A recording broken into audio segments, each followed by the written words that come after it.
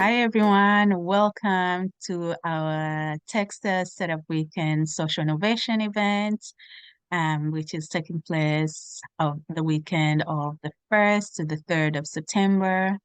And we have an amazing workshop for you today, Lean Business Model Canva, um, uh, um, brought together by our amazing community partners in the circle. So I'll let our speaker introduce himself and take over with the workshop. Thank you very much. Thank you, Leila, for having me on this amazing workshop as well. So I'm gonna introduce myself. Hello, everyone. My name is Shubham Joshi, and I'm the director and CEO of In the Circle. We are a modern consultation firm providing the services, professional services, and management and the technology. So I'm thrilled to be here representing In the Circle and as a community partner for TechStart's startup Weekend Social Innovation Dublin. So my topic's gonna be today is unleashing the creativity within lean canvas models.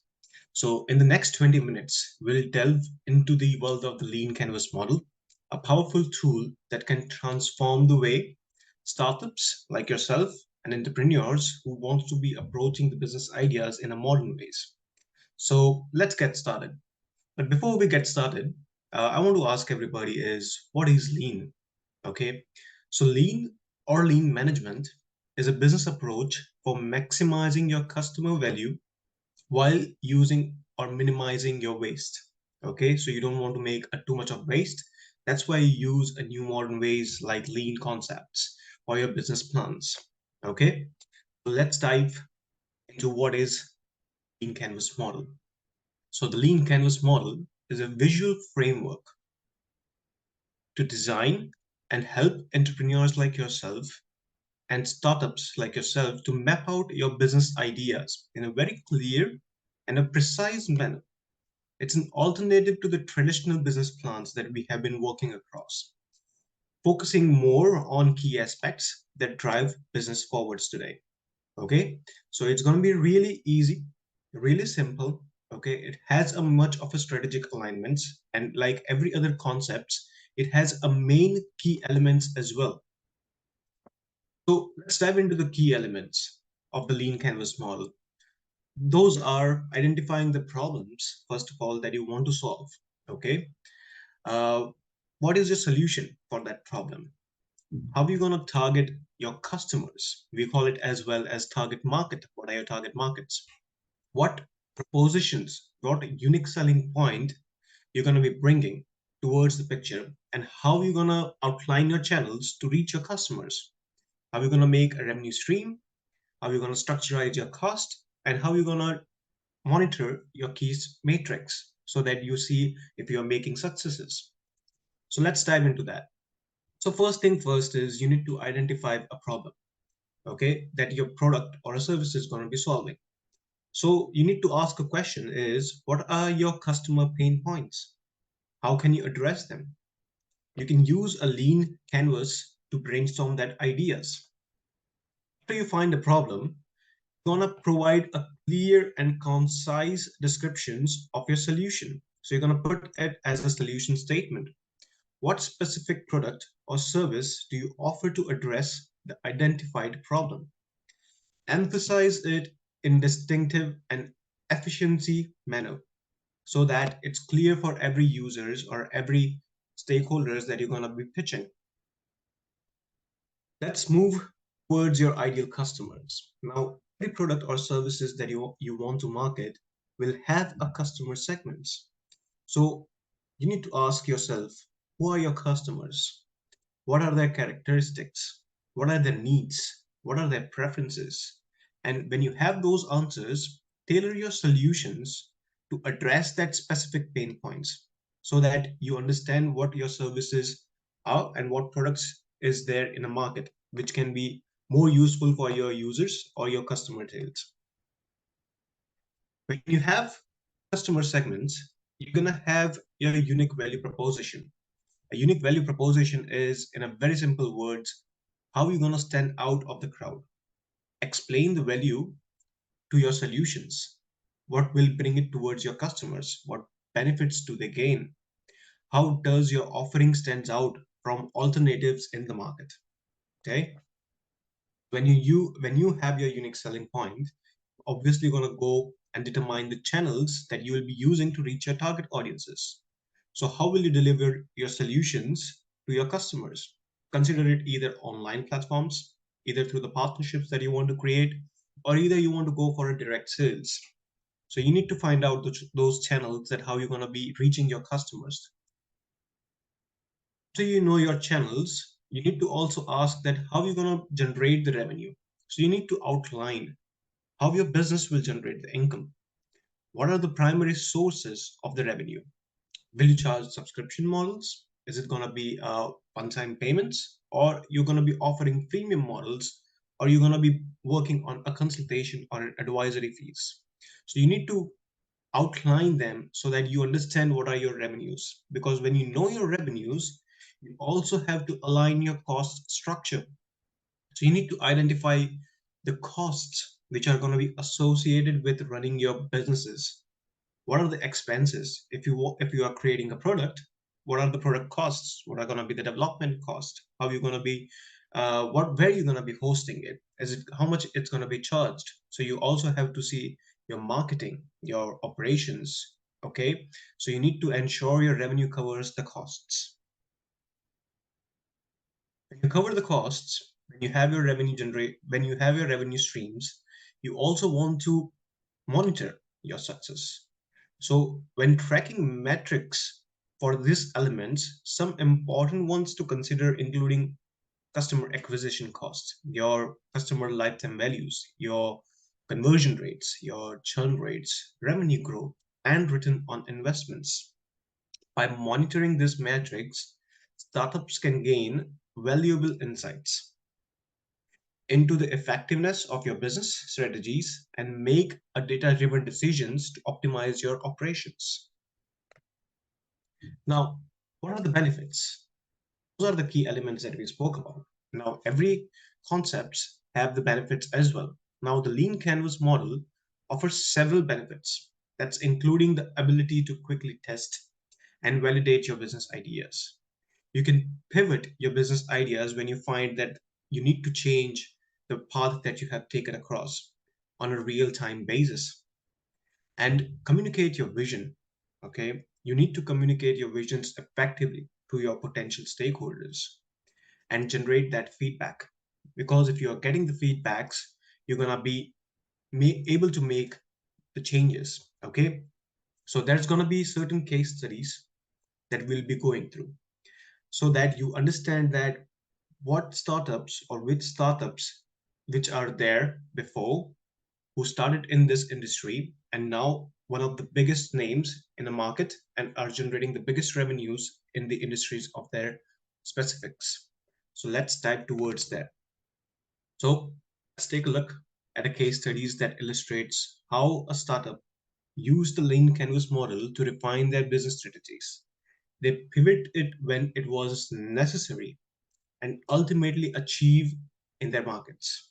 Okay, we know these names, we have been reading about them a lot, so I'm not going to go into that details, but let's jump towards them so that you understand what and how you can implement the lean canvas model. So the first case series that I want to talk about is Facebook. Okay, now Facebook was founded in 2004. It was near the Cambridge, Massachusetts, and the original name was the Facebook, as we all know. And it was founded by Mark Zuckerberg, Dustin Moskowitz, Eduardo Severin, Andrew McCollum, and Chris Hughes, and many others. Okay, in 2012, Facebook, or now it's called Meta, has raised around $18.4 billion, guys. 18.4 billion. It's a lot of money. The industry that got started from a very small student area in Harvard, okay, has been raising IPO for 18.4 billions in 2012, and now it's worth $1 trillion industry, guys. Okay, so let's dive towards this case studies. So first we talk about the Facebook. Now let's assume that we are Mark Zuckerberg. Okay, if we are putting ourselves into the shoes of Mark Zuckerberg, we're going to be assuming the problems. We're going to be looking towards the problems. Now, when the Facebook was started in 2004, Mark saw in Harvard University that online network is very limited in functionality, and according to Mark, it was no fun. So, a student wants a solution to communicate online. So that was the problem that Mark Zuckerberg saw. Now, he also knew that there are existing alternatives, and those were big names we know, like MySpace, right? We talk about Friendsters, we know High Five. So those are certain alternatives that were already available in a market. So there has to be a solution towards what Mark Zuckerberg saw as a problem. So there needs to be an online platform for Harvard students with the possibility to connect with their friends, share photos, and their interests and communicate and do many other things now, right? So they had to create a target audience. As we spoke about the solution, as we know the problem, we also have to see who are going to be our customers, who are going to be our target market, our audiences.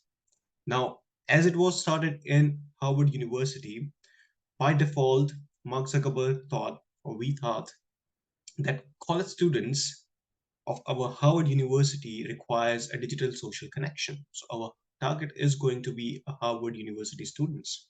Okay, and that's how they become also the early adopters of Harvard University.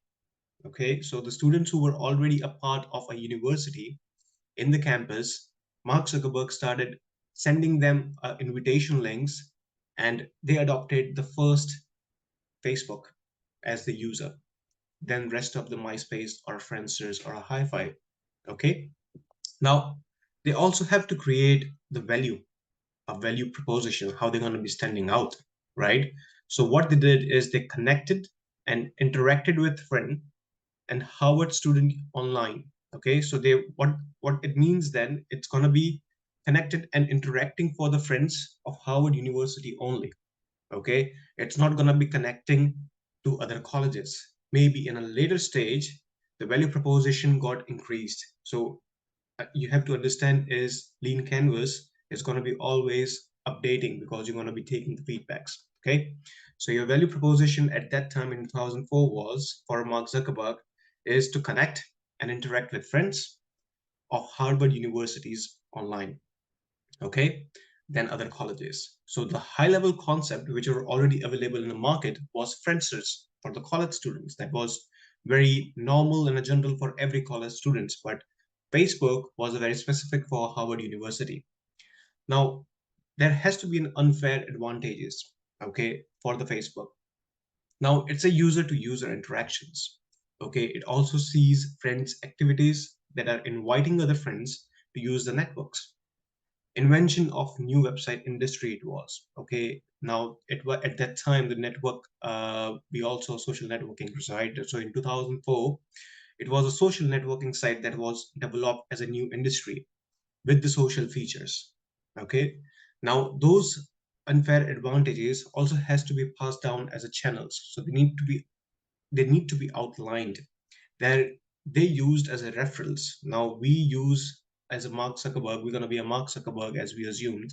So we're going to refer among our Harvard student society.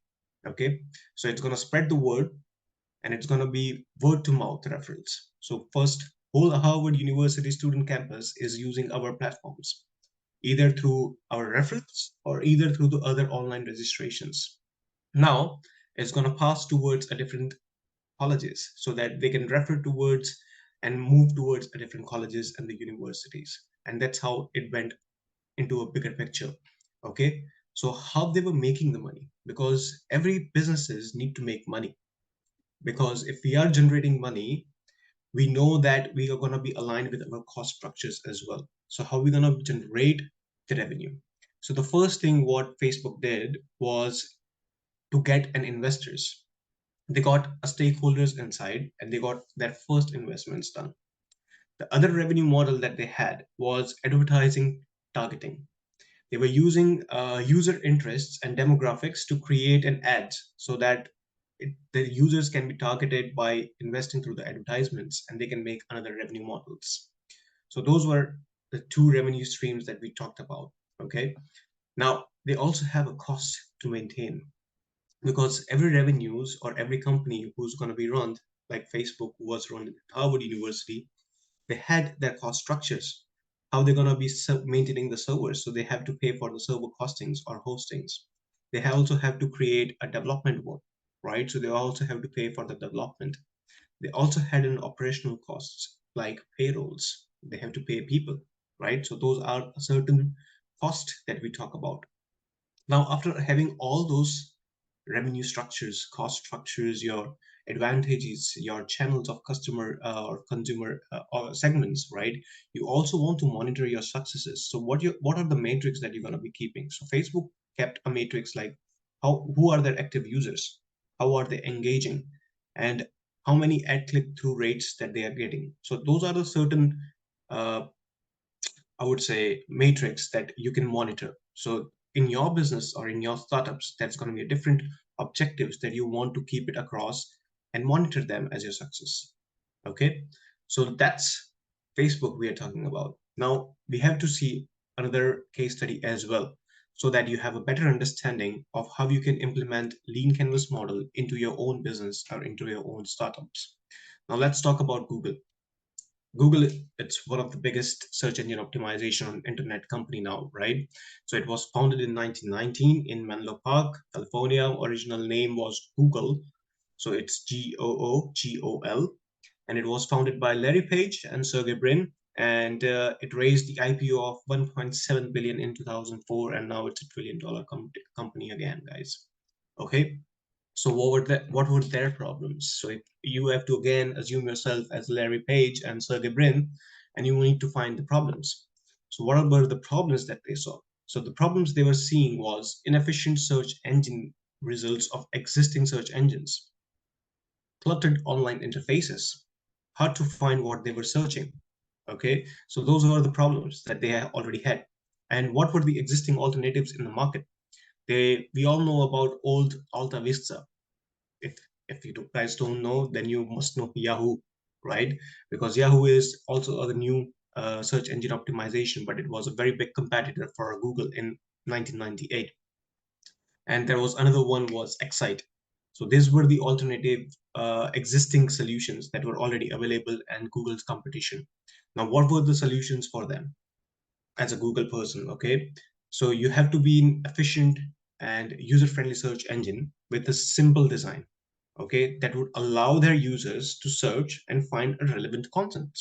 So that needs to be the solution, because the problems were inefficient search engines, right? Now, who are they going to be targeting? They're going to be targeting the internet users who are seeking accurate and a quick search results. And their early adopters were Stanford University students, okay, because they come from that part, and it was very unique way of adopting the ways, because they were having the problems with Yahoo and Excite and other search engines, and there were not much of a big competition at that time, but Yahoo was one of the biggest for them. So what value proposition that they were bringing as a Google owners? So for them, a value proposition was users can truly find what they are looking for. Okay, unlike with other competitors where when they are searching something else and the results were something different. Okay, so it's going to be a relevant information, and it's going to be an effortless. So what were their high level concepts? That they want is a fast web search based on the relevancy of web pages, okay, that bring them to the unfair advantages. What they're going to be having is an innovation. Okay, they have to be a Google page rank technology. So what they did is they combined the citations of all the pages in a ranking system and created that system to put across, so that they find a relevant search engines or search results. Unlike then Yahoo, they adopted at the later stage, but Google was the first company who started this. Now, they also have to outline their channels, how they're going to be using, or what are they going to be customer segments, right? So what they did is they used their user references for channeling their own platform. It was through the organic search traffics, either through the partnerships, either through the browsers and the devices that they were connected with. Now we have by default Google in our phones. So that's one of the biggest partnership that they have created with the Android platforms. Okay. During that time, they also have to make revenues because it's an early stage internet company. So they also again went towards stakeholders and got the investments. They also made a revenue model through pay-per-click advertisements and sponsored search results. Now we can do a lot more in a Google. So they have many more revenue streams. Again, guys, we need to be agile. We need to be updating our lean canvas model every now and then so that we know what were the feedbacks before and what changes we made now. Okay, with revenues, there is obviously going to be a cost structures. So they also had servers, so they have to pay for the servers again. They also had to do research and development because they also have to create these the page related their ranking related systems. Okay, so they had a lot of costings over there, and they had a lot of research and development going across. So to monitor their growth or their successes, uh, they had objectives, a key matrix. Okay, that was what are their search volumes, what were their click through rates, and what were their user satisfactions. So they also work a lot on the feedbacks. Okay, so these are the two main companies, guys. Okay, and we also have another two main companies as a case studies that we already know, so that you have a different industries that you want to work upon. Okay, because a lot of you guys will be coming from a product based companies and a lot of service based companies as well. So you need to understand the concepts between the products and the services and how you can find the problems and how you can solve it with your solutions. Now Airbnb was a service-based company, but they had to create a product for it. Okay, so Airbnb at that time was Air Bed and Breakfast in 2008 and founded in San Francisco by Brian Chesky, Joe Gabin, and Nathan Blanchersky. Their total funding amount was 4.4 billion in last 2018, guys. Okay, now they are already again a $1 trillion company. So the problems in 2008, Airbnb now, which was Air Bed and Breakfast, okay, they were having a problems like expensive hotel accommodations and very limited authentic travel experiences. That was their problems. There were already an existing alternatives at that time. We all know about booking.com. We know hotels.com, right? So they had to come up with the solutions. The solutions like an online platform for renting unique accommodations from the hosts. Okay, so their target's gonna be travelers who wants to be seeking personalized and a local stays, who doesn't want to spend up too much of the money in accommodations, right? The people who wants to experience the local authentic housings, right? They want to create a culture and they want to have the culture when they're living. So the adopters, the early age adopters of that technology was people who are ready to share their residencies and earn the money from their hostings. Okay, so that was their early adopters. Now the value proposition, how they stand it across was experienced travelers like locals, and they want to stay in a unique spaces. So that was their value proposition. The high level concept it went towards is that everyone can become host. Okay, uh, they want to share an economy, so and want to make money, and that's their high level concept. So the unfair advantages that created was that any homeowners can rent out a place. Okay, there needs to be a trust building. So what they did is they created bi-directional rating systems for hosts and for the visitors, so that they create a trust for the other users to come towards that platform. And there is by default insurance that has to be given across for the hosts, because they have to also make sure that when the hosts are hosting their places and the visitors go and move towards their place, they make sure that the insurance covers what are the charges or what are the breakings visitors are doing, because we need to understand every visitors or every users are different, right? Their characteristics are different as well. So insurance was very important for Airbnb at that time. So how they channeled out their market, okay, say, so they went towards online marketing. They did partnerships with hosts and they created blogs for traveling. So their major of their revenue comes is through commissions, either through the bookings or through the host fees. Okay, but also they had a platform costs. So their cost structure was what development they have to do for their platforms, how they can be supporting their customers, what will be their marketings. So those are their cost structures. Now, after they had a success, they also had an objectives that they have to monitor and track. Again, we have to be key metric person where we can have the data and we can make the decisions on the base of that. Okay. So those metrics for them is how many booking rates they are getting, what are the reviews they are getting from either hosts and guests, what are the engagement of the users on the platform. Okay, those are the certain metrics that we can talk about. But as it's going to be different concepts, everybody will have a different key matrix. Okay, now last but not the least, Amazon. We all talked about Amazon. It was founded in 1994 in Bellevue, Washington, D.C. So the original name of Amazon, if you guys didn't knew, was Calabra. It was founded by Jeff Bezos, and the total funding amount in before IPO was got out was 108 million.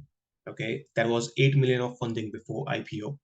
So when the IPO was raised, it was 54 million in 1997, and the company was just started in 1994.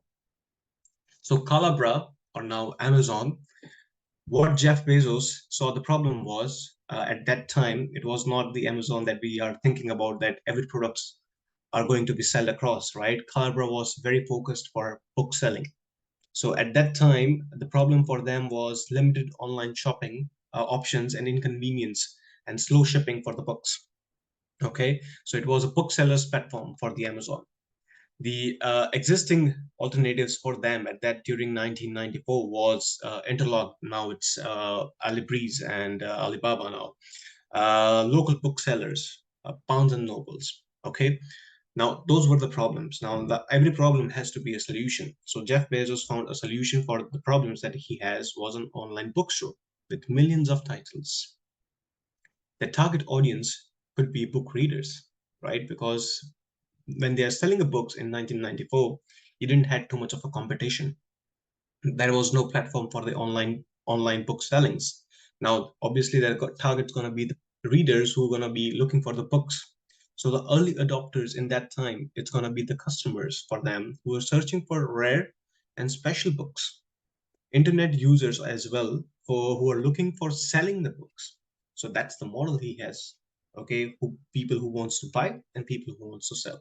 Okay, now what were their value proposition at that time in 1994 was the customers who are searching for rare and special books, right, can buy a book using a PC without visiting several local stores to find a particular book. That's a very simple and a very unique way of doing it. So the high level concept was, and according to that time, at that time, the company's original tagline was Earth's biggest bookstore.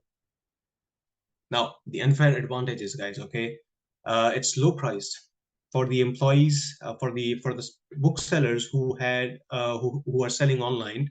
For them, the less employees on the stores, so they have to also pay a less rents during that time. Okay, and it can be many more benefits for the booksellers who wants to sell it online. Now, at that time as well, again, we spoke about was no competition for online booksellers. So it was a big market for Jeff Bezos. Now, for him, the channels to adopt the customer segments was through online platforms and through the partnership with the sellers.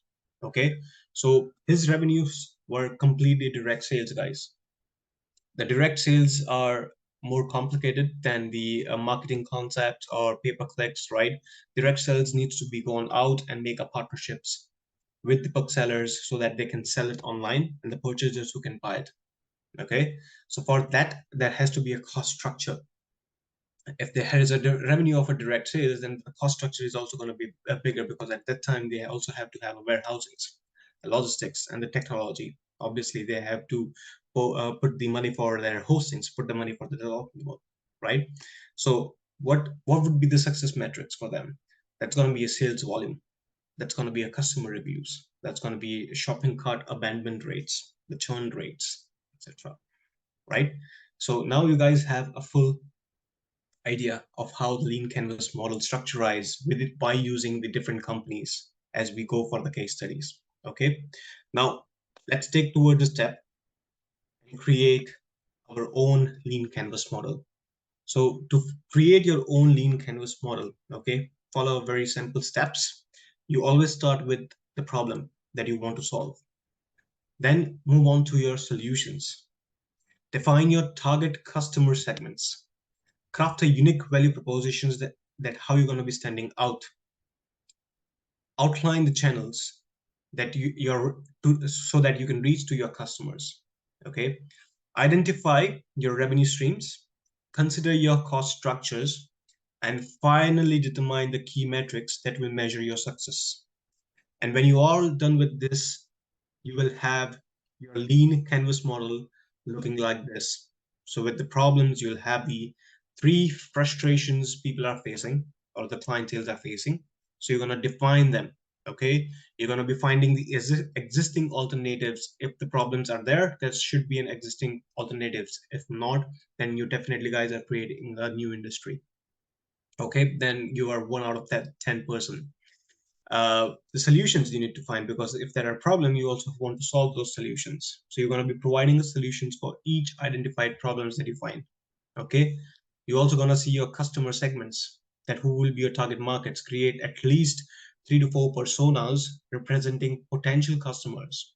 Visualize the individuals seeking solutions from you. Okay. And who are your early adopters, so that you can define their specific characteristics of your early users.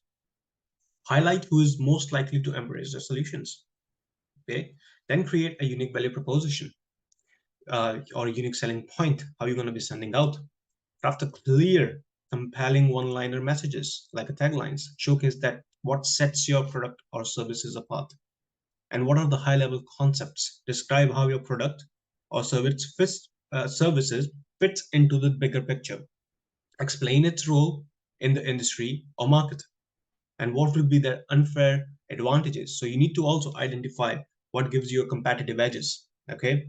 Highlight your unique strengths and advantages, so that you stand out again, because you're bringing out that unique value propositions. You also want to have an unfair advantages for your competitors. Okay. So what are the channels that you're going to be outlining? So explore effective ways to reach your target consumers. Major of us nowadays do the digital marketing, but there are also different ways of doing it. It can be either direct marketing, social medias, partnerships, and many other more ways, like we spoke about direct sales as well.